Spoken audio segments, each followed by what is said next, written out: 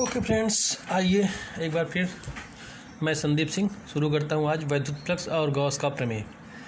Friends, शुरू करने के पहले बस एक ही बात कि please like and subscribe and press the bell icon to get notification of all my videos.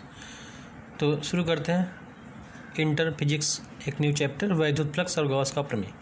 देखिए, इसको समझने के लिए पहले हमको इम्पॉर्टेंट चीज़ समथिंग है, जैसे कि क्षेत्रफल क्या होता है, क्षेत्रफल वेक्टर क्या होता है और घन कोण क्या होता है। तो इसको पहले हम समझेंगे। देखिए, जैसे किसी समतली क्षेत्रफल, कोई क्षेत्रफल है अगर मेरा, तो उसमें परिमाण ही नहीं होती, परिमाण के साथ साथ दिशा भी होती है। क्षेत्रफल में परिमाण के साथ हमेशा दिशा भी होती है। क्षेत्रफल वेक्टर की दिशा जो होती है, क्षेत्रफल पर बाहर की ओर खींचे गए अभिलंब की दिशा, क्षेत्रफल वेक्टर जो दिशा है, क्षेत्रफल पर बाहर अपने अभिलंब खींचेंगे, उससे वही दिशा होगी क्षेत्रफल वेक्टर की दिशा। जैसे देखिए, अगर मेरा क्षेत्रफल वेक्टर ये है, तो इस पर हम बाहर अभिलंब खींचें इस दिशा में, तो ये होगी क्षेत्रफल वेक्टर की दिशा, और इसको हम डिनोट करते हैं ए वेक्टर से। ओके फ्रेंड्स, क्षेत्रफल वेक्टर को ए वेक्टर से हम प्रदर्शित करते हैं। आइए, घन कोण क्या होता है। तो किसी गोलीय पृष्ठ का क्षेत्रफल, कोई गोलीय पृष्ठ है, उसका क्षेत्रफल गोले के केंद्र पर जो कोण अंतरित करता है उसे घन कोण कहते हैं। देखिए, अगर ये मेरा गोला है, इसका ये सूक्ष्म क्षेत्रफल मैंने ले लिया, तो इसने गोले के केंद्र पर जो कोण अंतरित किया, इसी को बोलते हैं घन कोण, और इसको हम डिनोट करते हैं ओमेगा से। ओके फ्रेंड्स, गोलीय पृष्ठ का कोई क्षेत्रफल छोटा था, इसने गोले के केंद्र पर जो कोण अंतरित किया उसे बोलते हैं घन कोण। ये पूरा गोला जो केंद्र अंदर जो कोण बनाएगा उसे भी घन कोण बोलेंगे, उसे पूरा घन कोण बोलेंगे, गोले का पूरा घन कोण बोलेंगे। कोई गोलीय पृष्ठ है, उसका क्षेत्रफल गोले के केंद्र पर जो कोण अंतरित करता है उसे घन कोण कहते हैं। घन कोण को ओमेगा से हम प्रदर्शित करते हैं। ओमेगा का सूत्र होता है A/r²। ए एरिया है, क्षेत्रफल, आर त्रिज्या है। अच्छा, गोले के लिए पूरे गोले की त्रिज्या क्या होती है? 4πr, नहीं, पूरे गोले का क्षेत्रफल कितना होता है? एरिया, पूरे गोले का क्षेत्रफल 4πr² और r², तो r² कैंसिल हो जाएगा, 4π। और इसको हम नापते हैं स्टेरेडियन में। स्टेरेडियन ये घन कोण का माप होता है। तो घन कोण पूरे गोले के लिए 4π स्टेरेडियन होता है। वैद्युत फ्लक्स अभी आते हैं। वैद्युत फ्लक्स किसे कहते हैं? मेरा जो मेन पॉइंट था वैद्युत फ्लक्स, किसी काल्पनिक पृष्ठ पर वैद्युत फ्लक्स उस पृष्ठ से होकर गुजरने वाली वैद्युत बल रेखाओं की संख्या की माप होती है। कोई काल्पनिक पृष्ठ है, उससे गुजरने वाला वैद्युत फ्लक्स जो है, वैद्युत फ्लक्स उस पृष्ठ से गुजरने वाले वैद्युत बल रेखाओं की संख्या को ही कहते हैं। इसको हम डिनोट करते हैं फाई से। वैद्युत फ्लक्स फाई ई बराबर वैद्युत क्षेत्र इंटू एरिया, ई इंटू डी ए। ये सूक्ष्म एरिया है, डी ए इतना, जैसे मान लीजिए हमने ये सूक्ष्म एरिया डी ए था और ये पूरा एरिया मेरा ए था, ये ए वेक्टर है और ये डी ए वेक्टर। ये सूक्ष्म एरिया, ये पूरा एरिया डी ए था। अगर पूरा निकालना हो तो हम ए लिखेंगे, सूक्ष्म निकालना हो डी ए लिखेंगे। अगर देखिए, मान लीजिए मेरा जो विद्युत क्षेत्र तीव्रता है, मान लीजिए क्षेत्र की तीव्रता इधर लग रही है और क्षेत्रफल वेक्टर इधर लग रहा है, इसके बीच में कोण थीटा है। अगर इन दोनों के बीच में कोण थीटा है, ई और ए के बीच में अगर एंगल थीटा है, तो उसके लिए ई ए कास थीटा। देखिए, फाई ई बराबर ई ए कास थीटा। ये मेरा था वैद्युत क्षेत्र की तीव्रता, ये पूरा ए था मेरा एरिया, ये सूक्ष्म एरिया था डी ए। और इन देखिए, ये विद्युत क्षेत्र की तीव्रता थी और ये एरिया का वेक्टर, इन दोनों के बीच में थीटा कोण है, तो E D A cos theta ये पूरे क्षेत्र से, काल्पनिक पृष्ठ से गुजरने वाले वैद्युत फ्लक्स की माप होती है। इसका आप स्क्रीनशॉट ले लीजिए, आगे बढ़ते हैं। देखिए, यदि समतल पृष्ठ, यदि कोई समतल पृष्ठ है, उससे यदि समतल पृष्ठ से वैद्युत क्षेत्र, यदि पृष्ठ जो है समतल वैद्युत क्षेत्र के लंबवत है, तो थीटा 0 डिग्री। देखिए, पृष्ठ वैद्युत क्षेत्र के लंबवत है, थीटा 0 डिग्री कैसे होगा, समझिए अच्छे से आप लोग। ये देखिए, वैद्युत क्षेत्र है मेरा और इसके लंबवत हम पृष्ठ रखें, इसके लंबवत पृष्ठ मतलब ऐसा पृष्ठ रखें जो इसके लंबवत हो, तो हम ऐसे रखेंगे पृष्ठ को। ये मेरा पृष्ठ हुआ और इसका भी तो ए इधर ही रहेगा और इसका ई भी इधर ही है, इसका ए इधर है, तो ई वेक्टर ए वेक्टर दोनों एक ही दिशा में है, तो ये थीटा हो जाएगा 0 डिग्री, क्योंकि ये पृष्ठ जो है देखिए इसके और पृष्ठ के बीच में 90 डिग्री का एंगल है।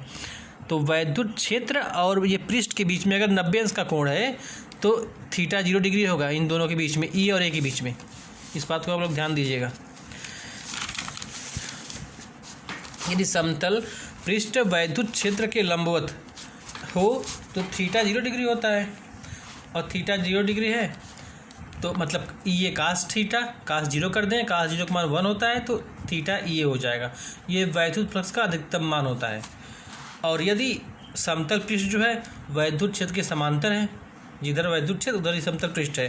देखिए सेकंड कंडीशन है, ये वैद्युत क्षेत्र मेरा और इसी के समांतर हमने पृष्ठ भी रखा है ऐसे, ये मेरा पृष्ठ भी ऐसे ही है, तो इसका तो एरिया इस साइड लगेगा, ऐसे एरिया काम करेगा। और विद्युत क्षेत्र इसका ई इधर है, तो इन दोनों के बीच में 90 डिग्री का एंगल हो गया। जब वैद्युत क्षेत्र के समांतर मेरा पृष्ठ रखा है तो वैद्युत क्षेत्र और पृष्ठ के बीच में 90 का एंगल होगा। तब इस कंडीशन में हम लगाएंगे ये कास 90 और कास 90 का मान 0 होता है, तो वैद्युत क्षेत्र मेरा वैद्युत फ्लक्स 0 हो जाएगा। Okay friends, I hope you understand better. Phi E का इसका जो वैद्युत फ्लक्स होता है फाई ई, इसका मात्रक होता है न्यूटन मीटर स्क्वायर पर coulomb square. Newton meter square पर कूलाम, ध्यान दीजिए, सॉरी, न्यूटन मीटर स्क्वायर पर कूलाम। इसकी बीमा ml³ T⁻³ A इनवर्स।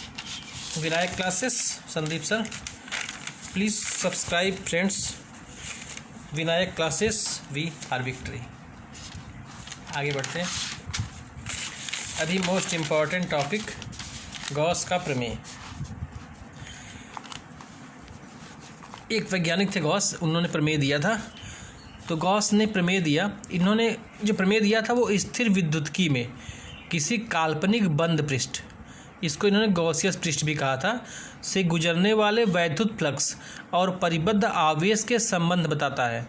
इनका जो प्रमेय था वो किसी पृष्ठ से गुजरने वाले वैद्युत फ्लक्स फाई ई और उससे परिबद्ध आवेश क्यू, इन्हीं दोनों के बीच में संबंध बताता है गॉस का प्रमेय। वैद्युत फ्लक्स और ये उससे परिबद्ध आवेश, पृष्ठ से परिबद्ध आवेश के बीच में संबंध बताता है, इनका ये प्रमेय था।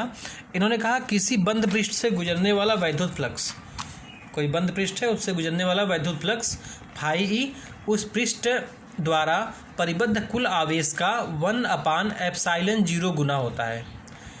इन्होंने कहा था गॉसियस पृष्ठ, किसी बंद पृष्ठ से गुजरने वाला वैद्युत फ्लक्स फाई ई उस पृष्ठ द्वारा परिबद्ध कुल आवेश ई क्यू का 1/ε0 गुना होता है, मतलब phi E is equal to Q/ε0। ये गॉस का प्रमेय था।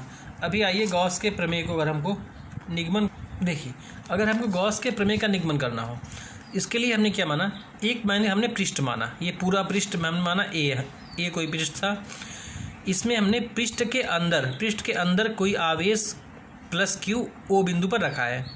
ओके फ्रेंड्स, अभी देखिए इस पृष्ठ के ऊपर हमने एक बिंदु लिया P, ये वाला पॉइंट P लिया। अब P से मेरे प्लस क्यू आवेश जो था ओ पर, इनकी दूरी हमने R माना। ओके फ्रेंड्स, अब P पर मान लिया कोई सूक्ष्म क्षेत्रफल dA था, ये सूक्ष्म क्षेत्र मेरा dA, ये वैद्युत क्षेत्र की तीव्रता हमेशा त्रिज्या की तरफ लगती है, ये वैद्युत क्षेत्र E इस दिशा में काम करेगा, और ये जो मेरा इसमें हमने माना था सूक्ष्म क्षेत्रफल dA माना था, इसका जो वेक्टर होगा इस क्षेत्रफल के लंबवत इस दिशा में dA वेक्टर, और वैद्युत क्षेत्र की तीव्रता और dA के बीच में थीटा एंगल है। अभी इसके बाद हम देखिए, माना एक बिंदु आवेश प्लस क्यू एक बंद पृष्ठ A के भीतर O पर स्थित है। पृष्ठ पर एक बिंदु P हमने लिया, P के चारों ओर लघु क्षेत्रफल dA ले लिया, माना OP की दूरी हमने R मान लिया। ओके फ्रेंड्स, अब प्लस क्यू आवेश जो है, इसके कारण बिंदु P पर वैद्युत क्षेत्र की तीव्रता P कारण, इस प्लस क्यू कारण P पर तीव्रता लगाएगा ना, तो हमने E जो है OP के अनुदिश, O से P की दिशा में E कार्य करेगा। अभी देखिए dA से गुजरने वाला वैद्युत फ्लक्स, सूक्ष्म क्षेत्रफल हमारा dA, इससे कितना वैद्युत फ्लक्स गुजरेगा, मतलब d फाई ई, छोटा है इसलिए मैं d माना, फाई ई वैद्युत फ्लक्स होता है लेकिन सूक्ष्म है तो d फाई ई बराबर E dA, और E dA cos theta, cos theta है ना, थीटा के बीच में एंगल है, E D A cos theta, ये मेरा वैद्युत फ्लक्स इसके बीच में हो गया। लेकिन अगर हमने पीछे पढ़ा था वैद्युत क्षेत्र की तीव्रता के लिए ई बराबर ये अपान क्यू जीरो से, इस ई का मान हमने निकाला था ना 1/4πε0 Q/r²। ये वैद्युत क्षेत्र की तीव्रता का सूत्र था। इस सूत्र को हम इसमें यहाँ पे पुट करेंगे। आगे बढ़ते हैं, स्क्रीनशॉट ले लीजिए। देखिए ये फाई ई बराबर 1/4πε0 Q। अब देखिए वहाँ पे हमें जो था ई के स्थान पर, ई के स्थान हमने इतना रखा 1/4πε0 Q/r² और डी ए कास थीटा मेरा रह गया। अब देखिए फ्रेंड्स, अभी हमने पीछे बताया था घनकोण पढ़ाया था ना आप लोगों को कि ओमेगा बराबर A/r², और अगर ए में एंगल कोई है तो ए कास थीटा कर सकते हैं, ए कास थीटा/r² को ओमेगा कर सकते हैं। तो और ये सूक्ष्म ए था, डी ए था, तो अब हम डी ओमेगा कर सकते हैं ना। तो अगर डी ए कास थीटा/r², यहाँ पे हमने कर दिया डी ओमेगा, तो फाई ई हो गया Q/4πε0 डी ओमेगा। अभी देखिए ये तो मेरा सूक्ष्म क्षेत्रफल से गुजरने वाला वैद्युत फ्लक्स था। अगर पूरे क्षेत्रफल, अच्छा इसको हम डी फाई ई भी लिख सकते हैं क्योंकि ये सूक्ष्म क्षेत्रफल से गुजरने वाला वैद्युत फ्लक्स है। अगर हमको पूरे क्षेत्रफल से पूरे क्षेत्र से गुजरने वाले वैद्युत फ्लक्स को निकालना हो तो इसका हम समाकलन कर देंगे। तो फाई ई बराबर Q/4πε0 समाकलन कर देंगे डी ओमेगा का। और डी ओमेगा क्या है, ये तो अगर पूरा गोला है, गोली पृष्ठ का हमने कहा, तो गोली पृष्ठ के लिए पूरे गोले का क्षेत्रफल कितना होता है, तो ये होता है 4πr²। और 4πr² हमने कहा था, तो इसके लिए हमने निकाला था डी ओमेगा गोले के लिए 4π स्टेरेडियन निकाला था ना, 4π स्टेरेडियन, तो हमने डी ओमेगा क्या 4π कर दिया। तो ये phi E is equal to Q/4πε0 into 4π cancel Q/ε0। तो phi E is equal to Q/ε0। यही तो गॉस का प्रमेय था ना, हमने गॉस के प्रमेय का निगमन भी कर दिया। गोले के लिए होता है डी ओमेगा का मान 4π। ओके फ्रेंड्स, गॉस का प्रमेय और गॉस के प्रमेय का निगमन। देखिए अगर बंद पृष्ठ के भीतर अनेक बिंदु आवेश हो, हमने देखिए यहाँ पे एक ही बिंदु आवेश प्लस क्यू लिया है। अगर हम मान लें इसमें कई बिंदु आवेश हैं, यदि बंद पृष्ठ के भीतर अनेक बिंदु आवेश हो Q1 Q2 Q3 -Q4 -Q5, देखिए प्लस माइनस दोनों है, तो पृष्ठ से गुजरने वाला वैद्युत फ्लक्स जो होगा समस्त आवेशों के कारण वैद्युत फ्लक्स के बीजगणितीय योग के बराबर होगा। मतलब प्लस Q1 लगाएगा तो यहाँ पे Q1/ε0, माइनस Q4 लगाएगा तो माइनस Q4/ε0, सबको जोड़ देंगे। बीजगणितीय योग है, सदिश योग नहीं। तो phi E is equal to 1/ε0 common ले लें, Q1 Q2 Q3 -Q4 -Q5, इन सबको जोड़ दें, इसको बोलते हैं सिग्मा क्यू भी बोल सकते हैं। तो phi E is equal to 1/ε0 sigma E. ये समस्त कई आवेश है तो उनसे कितना वैद्युत फ्लक्स गुजरेगा। ओके फ्रेंड्स, ये गॉस का प्रमेय और गॉस के प्रमेय का निगमन। I hope you can understand. अभी गॉस के ये मोस्ट इंपॉर्टेंट टॉपिक परीक्षा में पूछा भी था, गॉस के निगमन नियम की सहायता से कूलाम के नियम को हम कैसे प्राप्त करेंगे। गॉस के नियम की सरल से हमको कूलाम का नियम प्राप्त करना है, पहले पाठ जो हमने स्टडी किया था। देखिए इसके लिए हमने क्या किया, मान लिया एक गोली पृष्ठ है, माना एक गोली पृष्ठ था, इसके केंद्र पर प्लस क्यू आवेश रखा है और केंद्र है तो त्रिज्या यहाँ से यहाँ तक आर हो गई। अब यहाँ पे हमने एक बिंदु पी ले लिया, इसके पृष्ठ पर पी पर हमने एक सूक्ष्म क्षेत्रफल डी ए मान लिया। तो देखिए इधर से जो विद्युत क्षेत्र की तीव्रता ई होती है वो तो त्रिज्या की दिशा में होती है ना, वो उसकी दिशा यही होगी ओपी की दिशा में, और इसका जो गोले का जो सदिश वेक्टर होगा वो भी त्रिज्या की दिशा में बाहर ही होगा। तो मतलब इस पर डी ए और ई दोनों एक ही दिशा में काम करेंगे।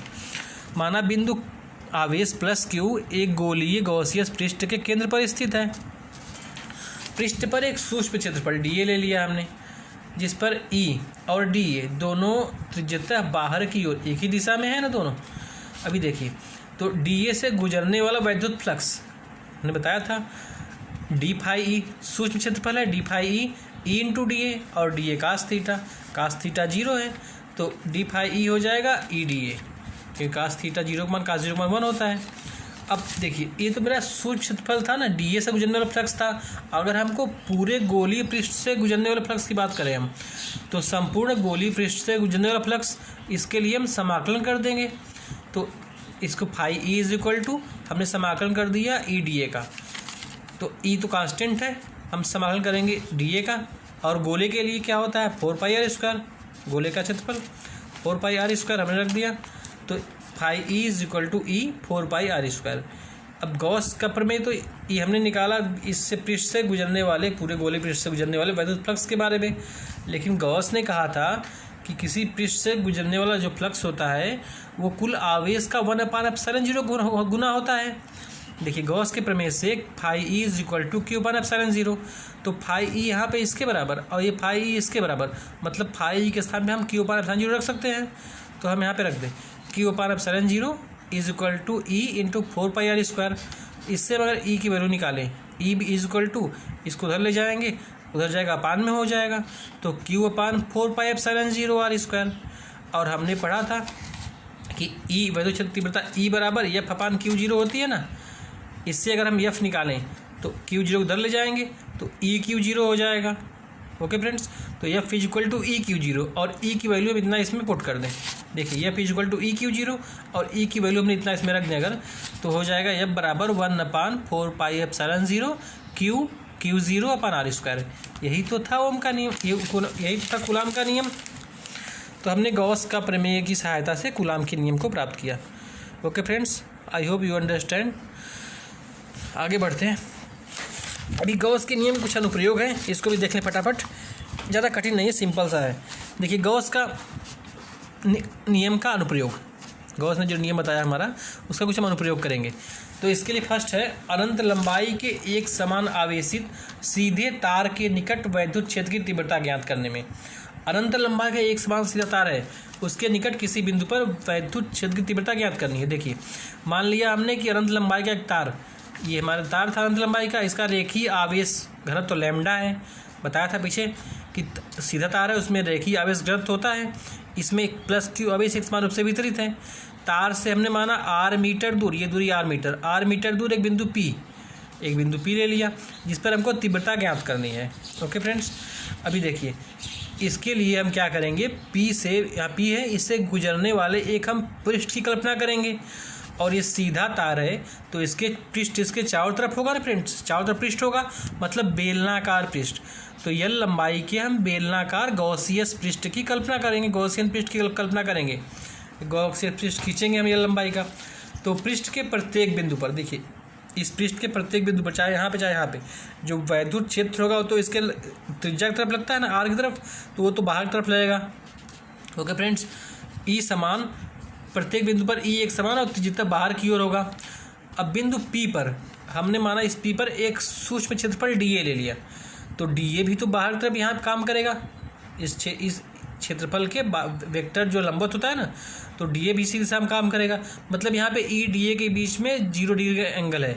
और देखिए इस पृष्ठ पर जो ये गोली पृष्ठ है और ये नीचे वाला गोली पृष्ठ जो है था यहाँ पे E और dA के बीच में, क्योंकि यहाँ तो एरिया इस दिशा में काम करेगा ना, इसमें E dA के बीच में 90 डिग्री का एंगल है ना।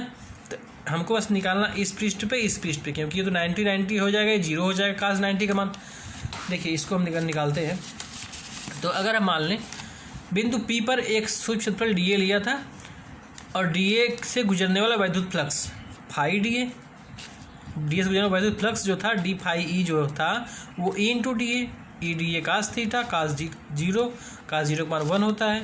तो हम कर दे d फाई E बराबर E dA, ये हमने कर दिया। अब देखिए कुल, अगर ये तो मेरा इतना था सूक्ष्म क्षेत्रफल dA से गुजरने वाला वैद्युत फ्लक्स था E dA, अगर हम संपूर्ण बेलनाकार पृष्ठ से निकालें तो हम बेलन का वक्र पृष्ठ निकालेंगे, नाट संपूर्ण पृष्ठ। क्यों? क्योंकि ये तो यहाँ से 0 हो गया था वैद्युत फ्लक्स, यहाँ से वैद्युत फ्लक्स 0 हो गया था, इसलिए हमने बस वक्र पृष्ठ निकालना है। तो बेलन का वक्र पृष्ठ 2πrl होता है। देखिए तो बेलन के बेलनाकार पृष्ठ से गुजरने वाला वैद्युत फ्लक्स जो था फाई E, इसके लिए हम समाकलन कर देंगे E dA का, हम समाकलन करेंगे E dA का। इसका स्क्रीनशॉट ले लीजिए, आगे बढ़ते हैं। देखिए बेलन का वक्र पृष्ठ बताया था हमने कि d फाई E बराबर E 2πrl, ये वक्र पृष्ठ बेलन का हमने कर दिया। तो और लेकिन ये तो हमने निकाला वैद्युत क्षेत्र, ये वैद्युत फ्लक्स का मान बेलनाकार पृष्ठ से गुजरने वाले, लेकिन गॉस ने कहा था कि किसी पृष्ठ से गुजरने वाला वैद्युत फ्लक्स Q का 1/ε0 गुना होता है, मतलब phi E is equal to Q/ε0। अब फाई के स्थान पे इतना मान यहाँ पे पुट कर देंगे, तो Q/ε0 इज इक्वल टू इतना हो जाएगा। लेकिन देखिए उसके पहले एक बार एक हम और काम करेंगे। हमने पढ़ा था रेखीय आवेश घनत्व तो लैम्डा बराबर क्यू अपान यल, ये पढ़ा था हमने पीछे। अगर इससे हम क्यू का मान निकालना चाहें तो यल को इधर लाएंगे, मतलब क्यू बराबर लैम्डा यल, और यहाँ क्यू के स्थान पे हम लैम्डा यल भी कर सकते हैं। ओके फ्रेंड्स, देखिए तो phi is equal to lambda L upon epsilon 0, यहाँ पे हमने कर दिया phi is equal to lambda L upon epsilon 0। अब इसको हम यहाँ पे पुट करेंगे तो E into 2πr_L is equal to lambda L upon epsilon 0। इससे हम अगर ई का मान निकालें तो इसको उधर ले जाएंगे तो हो जाएगा 1/2πε0, 2πε0, ये यल यल कैंसिल हो जाएगा, लैम्डा अपान आर इतना हो गया। अभी देखिए इसमें अगर हम 2 से मल्टीप्लाई भी ऊपर नीचे कर दें तो कोई फर्क नहीं पड़ने वाला है। 2 से मल्टीप्लाई कर देंगे ये 2 लैम्डा हो जाएगा, 2 से नीचे मल्टीप्लाई कर देंगे ये 4π हो जाएगा। तो हम कर सकते हैं E is equal to 1/4πε0 2 lambda upon R. ये था एक समान आवेशित सीधे तार के निकट वैद्युत क्षेत्र की तीव्रता ज्ञात करने का सूत्र गॉस के नियम का प्रयोग करके। इसका वेक्टर रूप E vector is equal to 1/4πε0 2 lambda upon R into R cap. Okay friends, एक समान आवेशित सीधे तार के निकट, अनंत लंबाई के सीधे तार के निकट वैद्युत क्षेत्र की तीव्रता हमने गॉस के प्रमेय से प्राप्त किया। आई होप यू कैन अंडरस्टैंड। ये ज़्यादा डिफिकल्ट तो है नहीं, सिंपल सी बात है। आप एक दो बार अच्छे से देख लीजिएगा, आपको सब समझ में आ जाएगा। स्किप मत कीजिएगा वीडियो, अच्छे से देखिएगा। अभी देखिए सेकंड है अनंत विस्तार के समतल आवेशित अचालक चादर के निकट। वो तो सीधा लंबाई का तार था, अभी हम एक चादर लेंगे जिसमें लंबाई चौड़ाई दोनों हो, उसके निकट वैद्युत क्षेत्र की तीव्रता हमको ज्ञात करनी है। देखिए हमने लिया एक चादर लिया, एक चादर लिया, अनंत लंबाई की चादर है। इसके हमने देखिए यहाँ पे माना एक अनंत विस्तार की चादर, अनंत विस्तार की चादर थी, इस पर हमने प्लस क्यू आवेश एक समान रूप से हर जगह वितरित कर दिया। ऐसा होता है, एक समान रूप से वितरित है। अब इसका हमने माना, देखिए इसमें क्या होता है, इसमें क्षेत्रीय होता है, क्षेत्रीय पृष्ठ आवेश घनत्व, तो क्षेत्रीय आवेश घनत्व बोलते हैं। लंबाई था उसमें रेखीय आवेश घनत्व था, ये पृष्ठ है तो इसमें बोलते हैं पृष्ठ आवेश घनत्व, इसको सिग्मा होता है पृष्ठ आवेश घनत्व। अब माना चादर से आर मीटर दूर, इस चादर से यहाँ से आर मीटर दूर एक बिंदु P था, इस पर हमको वैद्युत क्षेत्र की तीव्रता ज्ञात करनी थी। ओके फ्रेंड्स, देखिए तो इसके लिए हम क्या करेंगे, चादर के आर पार इधर भी हम एक बेलनाकार पृष्ठ की कल्पना करेंगे। वही सेम चीज़, बेलनाकार पृष्ठ हमने माना, चादर के आर पार एक बेलनाकार गॉसियन पृष्ठ की कल्पना करेंगे।